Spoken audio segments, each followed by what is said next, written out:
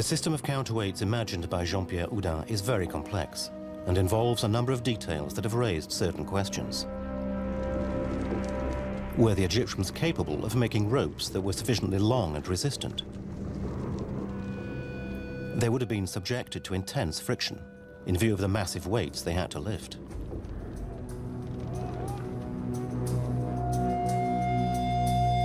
What we know for certain is that the Egyptians knew how to make ropes from hemp.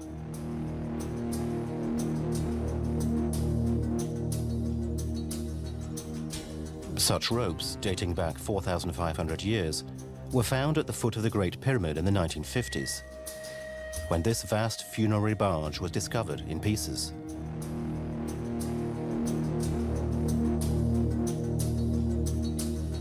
It took more than 10 years for archaeologists to reassemble the boat in its original form.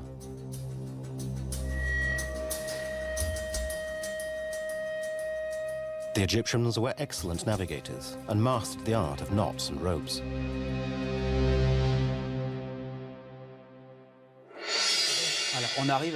Engineers from Dassault Systèmes have also tackled this complicated aspect of Jean-Pierre's theory.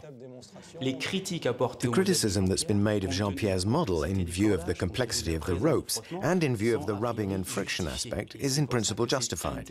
And that's why it's interesting to provide a new approach to confirm or invalidate his solution.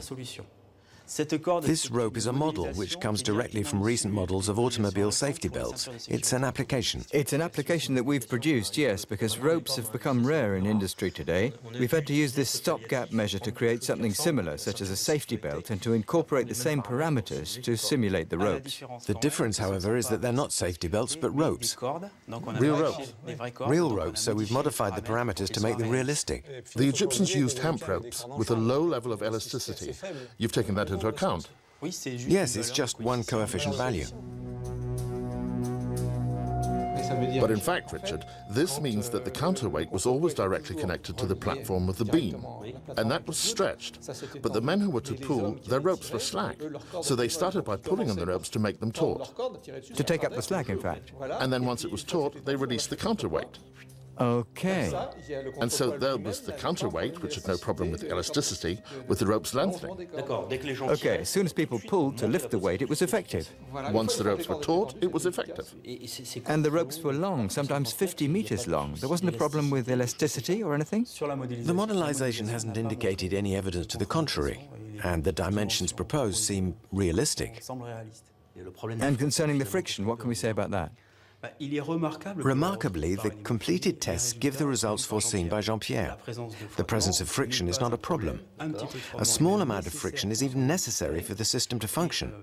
And respecting the rules of scale, if we had to, I think we could rebuild the pyramid using his system.